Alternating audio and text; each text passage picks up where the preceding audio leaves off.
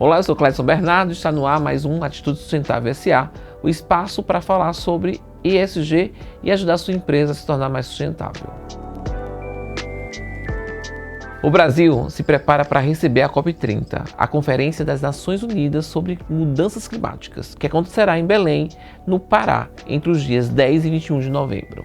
O evento reúne líderes mundiais, empresas e governos para discutir o futuro do planeta diante da crise climática. Mas há uma crítica recorrente. Quem sofre os maiores impactos ambientais nem sempre tem voz nesses encontros. Povos tradicionais, comunidades amazônicas, movimentos sociais e ONGs locais muitas vezes ficam fora das grandes mesas de decisão.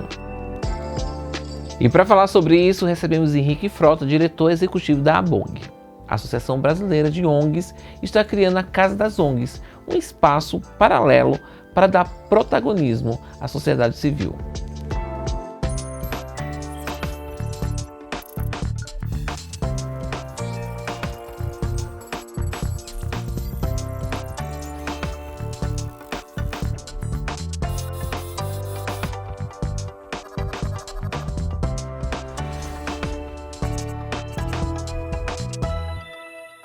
Henrique, muito bom tê-lo aqui. Muito obrigado por aceitar nosso convite. Obrigado, um grande prazer estar aqui com você hoje. Me conta, como é que surgiu a ABONG? Bom, a ABONG é a Associação Brasileira de Organizações Não Governamentais e ela foi fundada em 1991 por um conjunto de organizações que vêm do processo de redemocratização no Brasil, muito ligadas à luta pela democracia, direitos civis e direitos políticos. A gente sempre comenta de figuras icônicas como o Herbert de Souza, o Betinho, uma das pessoas engajadas também na formação da associação.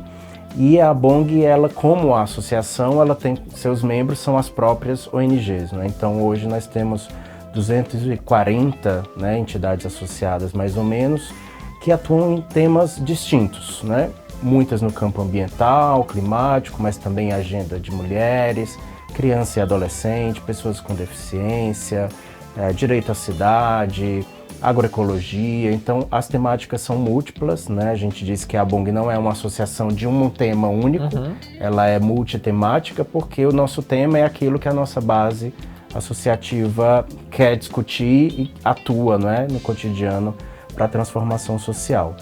Então ela surge em 91, já conta aí com quase 35 anos de existência, e o principal papel da associação é fortalecer precisamente esse setor. Muito bacana a gente ver essas necessidades que o poder público às vezes não consegue assumir e acaba que as ONGs assumem, não é verdade? Muitas vezes a sociedade civil chega em lugares, em territórios onde as políticas públicas muitas vezes não conseguem chegar, A gente viu no período da pandemia de Covid-19 a importância que foi a mobilização solidária da sociedade civil, associações de moradores, ONGs, na distribuição de alimentos, recursos de higiene e muitas vezes distribuindo mais do que o próprio Estado, do que a própria União conseguia fazer. Então, a sociedade civil ela tem um papel fundamental no desenvolvimento social também, não para competir com o Estado. O nosso papel não é competir com o papel do Estado, porque nós acreditamos que as políticas públicas são necessárias e importantes. Então, as organizações da ABONG historicamente estiveram envolvidas, antes da ABONG existir mesmo, na formatação do SUS, na formatação de políticas públicas importantes em diversos campos. Então, nosso intuito não é competir, mas como você fala, complementa o papel do Estado, das políticas públicas, inclusive chegando em territórios muitas vezes em que o Estado ainda não chegou. Muito bacana. Olha só, Henrique, a gente vê aí que em novembro nós vamos ter um evento extremamente importante aqui no Brasil, que é a COP30, E me parece que vocês criaram uma casa das ONGs, para a COP30. Fala um pouco dessa casa, qual a importância e qual o objetivo da criação dela.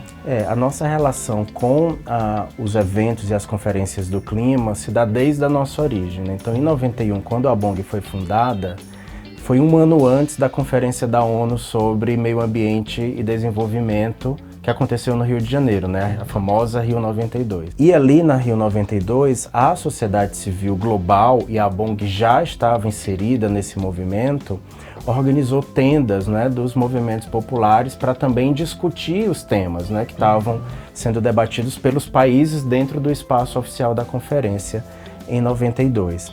Então, ali já no seu DNA, né, no seu berço de origem, a ABONG já estava completamente conectada com uma sociedade civil internacional debatendo o tema de clima, desenvolvimento sustentável.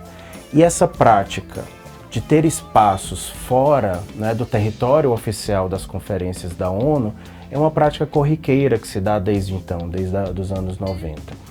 Então, a nossa proposta, né, esse ano na COP30 em Belém é ter um espaço, né, que a gente está chamando de Casa das ONGs na COP30, em que as organizações da sociedade civil, os movimentos sociais, as comunidades locais possam ocupar para fazer oficinas, rodas de conversa, palestras, debates. Isso lá no Pará, lá em Belém. Lá na cidade de Belém, nos mesmos dias em que vai acontecer a COP. Então a COP começa oficialmente no dia 10 de novembro e a gente abre a nossa casa oficialmente nesse dia, né, recepcionando eventos que foram propostos por diversas organizações do Brasil todo, inclusive alguns parceiros internacionais também vão realizar suas atividades lá. Então, Henrique, como você pretende envolver a comunidade local nessas temáticas? Bom, a ABONG, como uma associação nacional, nós temos organizações associadas em mais de 17 estados do Brasil, né? E precisamente no Pará, nós temos mais de 10 associadas, nós temos 11 associadas no Pará históricas, organizações bastante enraizadas, né? Em Belém, mas também em cidades do interior do estado, que tem conexões com as comunidades locais, tem conexões com outros movimentos sociais do estado e temos associadas em outros estados da região norte. Então, já existe uma própria rede, né, ABONG, nos estados do norte, que foi mobilizada desde o início do ano. Nós temos feito plenárias, né, eu mesmo estive presencialmente em Belém do Pará, em plenária, com essas nossas organizações associadas e temos feito uma série de outros eventos locais para mobilizar. Além disso, nesse projeto da Casa das ONGs, na COP30, nós temos uma equipe local na cidade de Belém, responsável por toda a produção das atividades que vão acontecer, né, nessa nossa casa, no mês de novembro, mas também para fazer um processo prévio de mobilização, que percorrem as comunidades, que conversam com os coletivos de cultura, com os grupos de mulheres, com os grupos LGBTs, divulgando que nós teremos essa oportunidade, né, de espaço, convidando para que também essas organizações e comunidades locais proponham atividades lá e que se engajem, né, na programação que a gente vai ter. Então tem toda uma estratégia de articulação local que começou desde o início desse ano para que a gente de fato tenha uma presença forte, né, das pessoas que são de Belém, porque não faz nenhum sentido ter uma COP na Amazônia, em Belém, ou a ABONG ter uma iniciativa como a Casa das ONGs e só ser ocupado por estrangeiros ou ocupado por organizações sediadas no Sudeste. A gente quer exatamente esse diálogo também com aqueles e aquelas que estão vivenciando, né, a realidade da Amazônia, de Belém do Pará, de Manaus, do Amapá, enfim. A gente teve proposta de vários estados da região norte. Que legado vocês querem deixar na COP30? Bom, eu acho que uma primeira questão é um saldo organizativo, como a gente fala, né, no nosso jargão. Então, fazer com que as organizações, os movimentos, as comunidades locais consigam se enxergar, trocar experiências, fortalecer as suas alianças, as suas próprias redes de atuação conjuntas, né?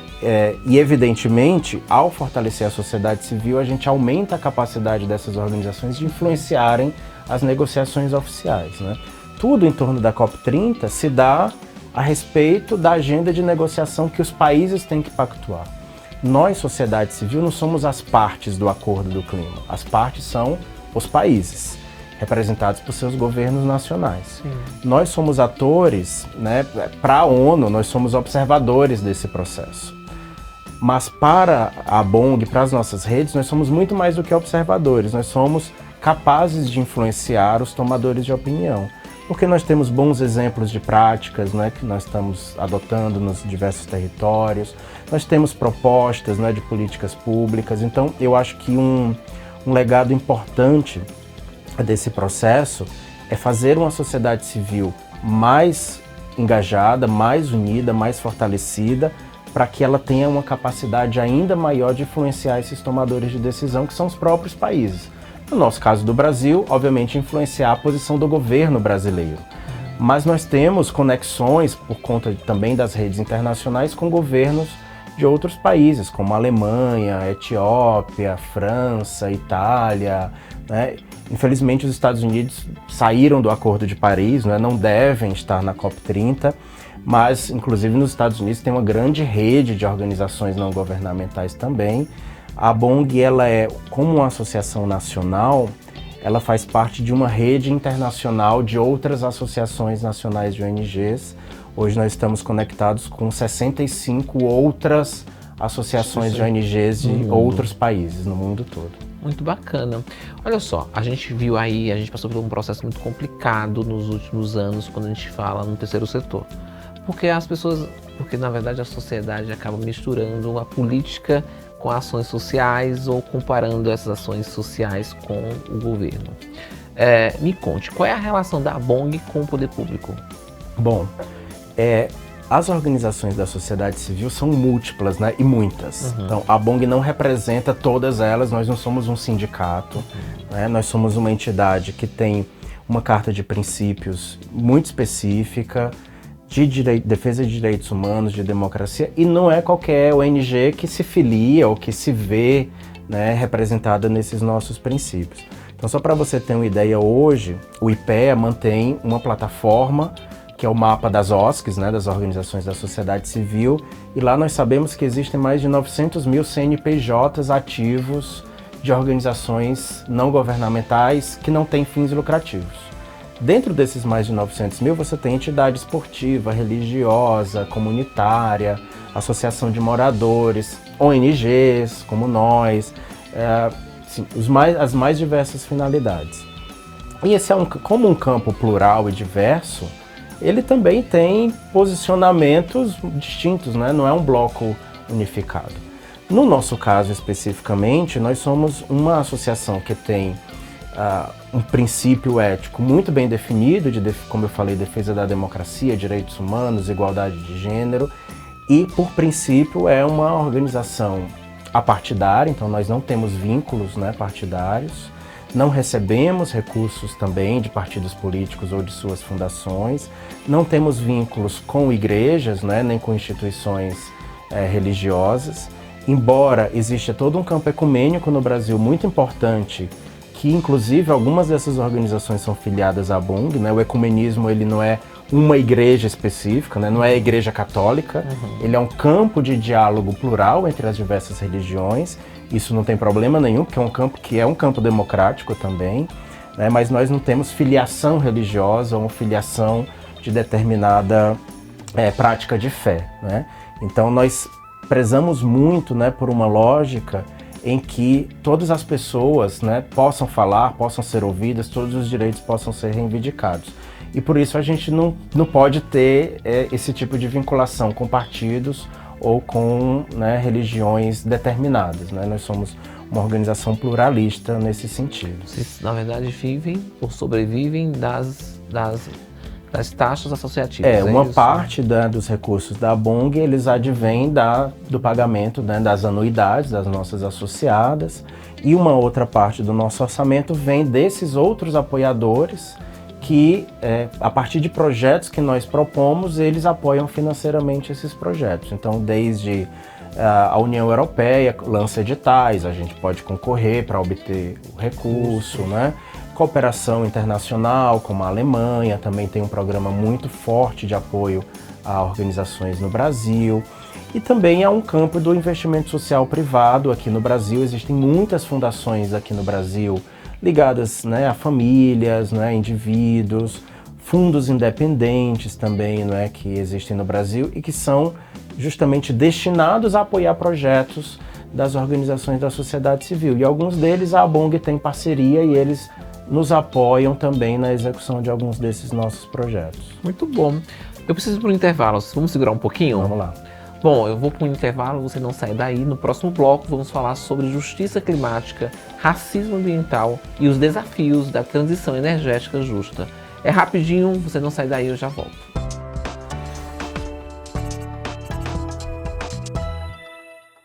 você investe em tecnologia, estrutura, marketing, mas quem investe nas pessoas que fazem tudo isso acontecer?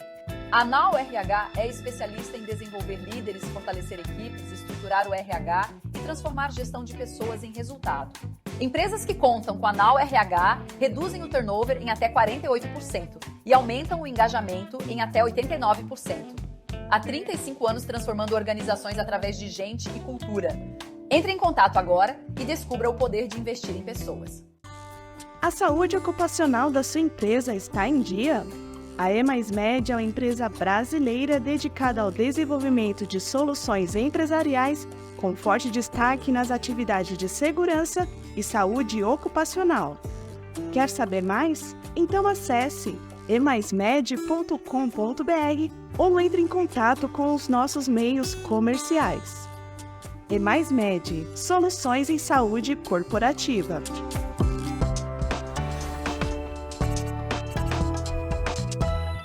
Estamos de volta com o programa Tudo Sustentável, hoje com o Henrique, diretor executivo da ABONG. Eu estava vendo lá na casa, um dos temas que vocês vão falar é justiça climática. Exato. O que significa justiça climática nesse contexto amazônico?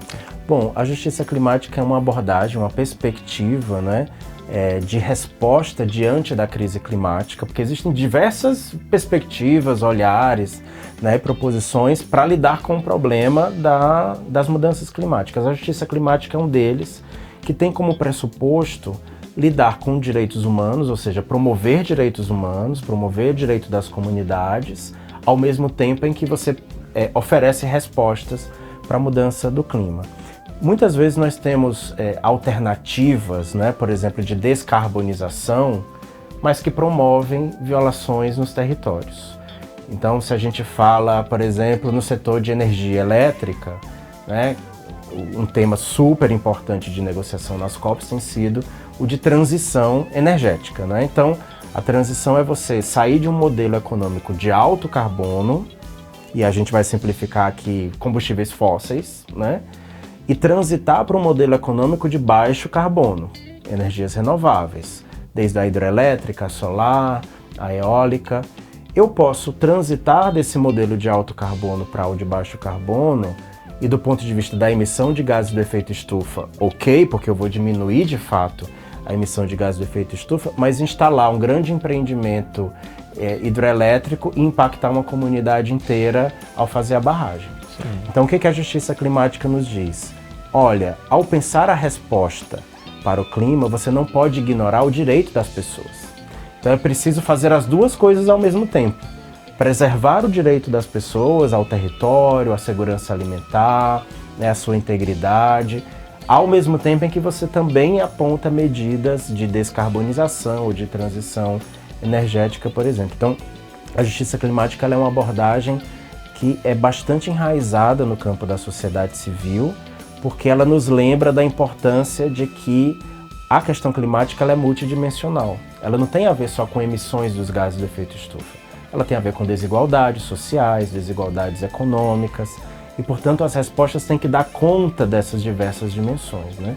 Então, eu não posso oferecer soluções climáticas que ignorem, por exemplo, desigualdades raciais ou desigualdades territoriais, né? No nosso caso, né, e você perguntou o que isso significa para a realidade da Amazônia, né, brasileira, a gente tem um bioma importantíssimo, né, que é uma floresta tropical das maiores do mundo, e que é mantida de pé por uma população tradicional, né, povos da floresta, povos indígenas, quilombolas, né, populações das florestas que fazem um manejo, né, adequado do extrativismo, enfim.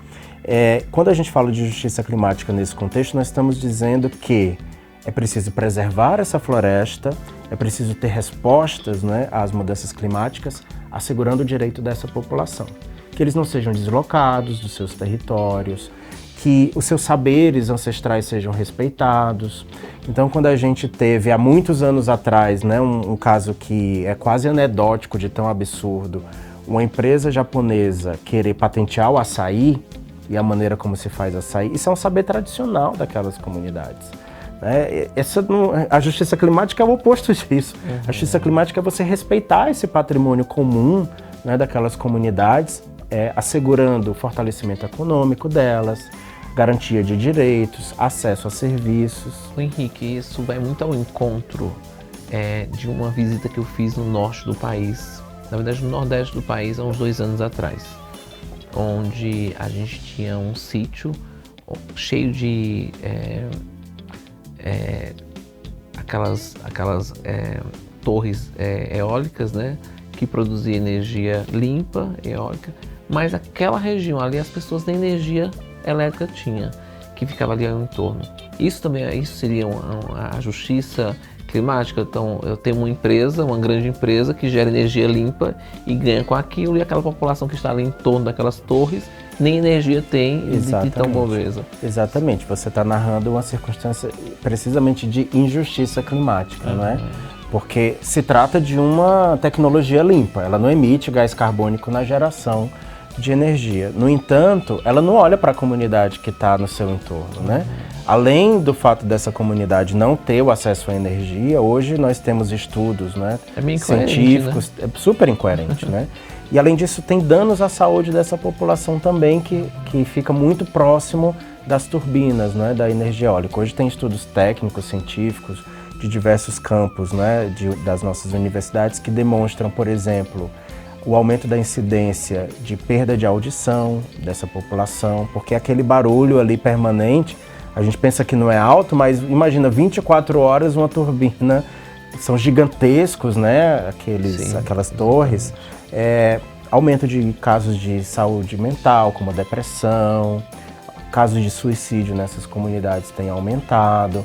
Obviamente eu não estou aqui dizendo que se você mora do lado de uma torre, tudo isso vai acontecer na sua vida, mas comunidades impactadas por grandes empreendimentos têm relatado, isso tem sido registrado na literatura científica como impacto. Então, além do não acesso, tem também os impactos negativos que esse tipo de empreendimento pode trazer para a vida da pessoa.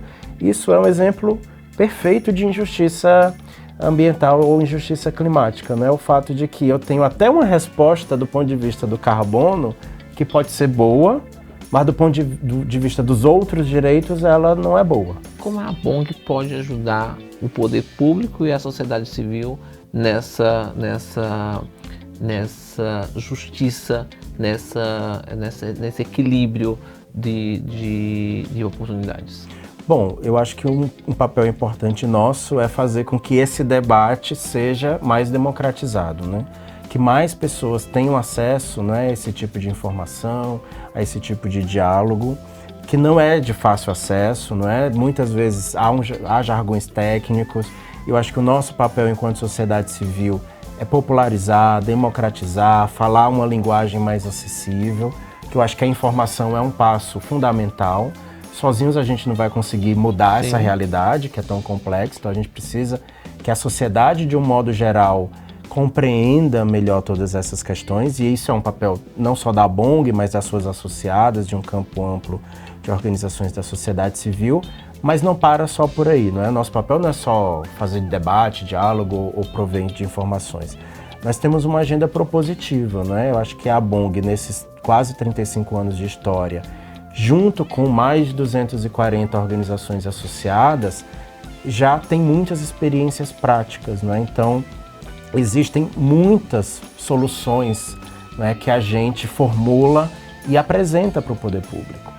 Olha só, a gente tem aí a COP30, um dos maiores eventos voltados à sustentabilidade do mundo. Todos os líderes mundiais estarão nesse evento, com exceção dos Estados Unidos, né, que não vai participar.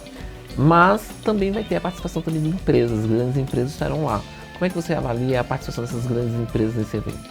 Olha, o setor privado com fins lucrativos faz parte das sociedades, né, de todos os países. Então, eles sempre participaram, né? Assim, em várias COPs você vê a forte presença de setores, né, com finalidades lucrativas de diversos campos. Então, você vê ali a indústria do petróleo, sempre esteve muito presente. Não é agora na COP30 que eles estarão. Eles sempre acompanham esse debate, o que é do seu interesse, dos seus negócios. O setor de mineração, o setor de energia, né? O setor industrial em geral, muitas vezes está ali, setor de automação, carros elétricos. Então, tem uma gama, né, de setores, né, com finalidades lucrativas que sempre estiveram presentes. do ponto de vista democrático, nós entendemos que as pessoas têm direito também, né? Nós representamos um setor, mas a sociedade civil é plural, não é? Então, as pessoas têm o direito também, elas fazem parte da sociedade dos países, elas têm direito. No entanto, o que nós sempre colocamos é que um espaço de negociação do clima, ele é um espaço de busca de soluções de um problema comum e não de interesses privados. Então, aquilo que nós pleiteamos dos negociadores dos países é que eles busquem as melhores alternativas visando o interesse da coletividade. Nesse sentido, não tem problema nenhum que as empresas participem. No entanto, desde que saibam que elas têm que contribuir para soluções para a coletividade e não para o seu próprio lucro. E muitas vezes o que essas empresas querem ali é fazer negócios, né? Então, nesse sentido, a presença das empresas por si não é o problema. O problema é a maneira como, né, os seus interesses ali são manifestados no lobby econômico. O setor privado ele tem que entender que aquela arena, né, de negociação climática, ela não é uma arena ela não é um balcão de negócios.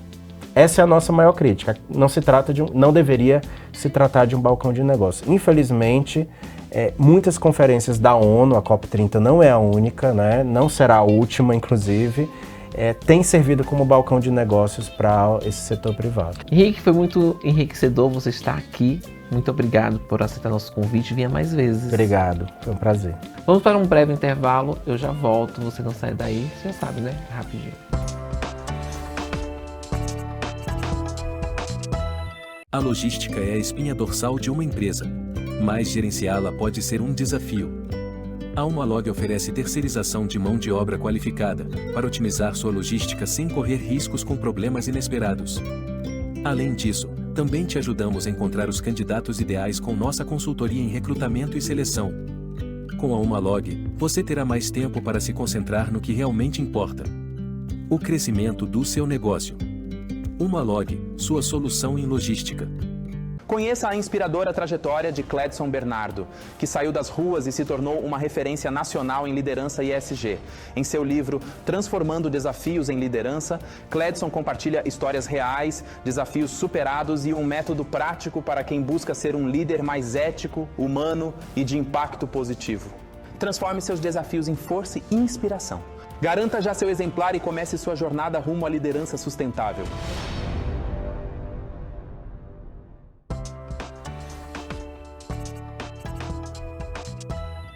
Estamos de volta com a Atitude Sustentável SA e agora uma denúncia que já está dando o que falar antes mesmo da COP30 começar. Há poucos meses da COP30, marcada para novembro em Belém, uma polêmica já ocupa o centro dos debates: a presença de grandes empresas de petróleo e mineração como Petrobras, Vale e a Anglo American no evento. As companhias confirmaram participação e patrocínio em espaços paralelos e estandes de divulgação, despertando críticas de diversas organizações da sociedade civil. A Vale esteve no centro dos desastres de Mariana em 2015 e Brumadinho em 2019, que deixaram centenas de mortos e contaminaram rios inteiros em Minas Gerais. A Anglo American, por sua vez, foi acusada de despejar rejeitos no rio Amazônia em 2021, afetando comunidades ribeirinhas. Já a Petrobras continua entre as maiores emissoras de gases de efeito estufa do país e recentemente anunciou planos de expandir a exploração de petróleo na margem equatorial, área de alta sensibilidade ambiental.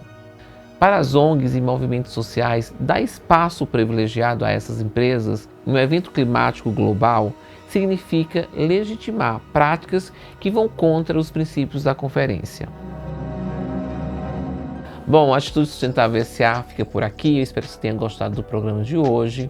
Se tem dúvidas ou sugestões, entre em contato com a nossa equipe através do e-mail produção@atitudesustentavelsa.com.br. Olha, nos siga nas redes sociais e eu te espero no nosso próximo programa, se Deus quiser. Até a próxima.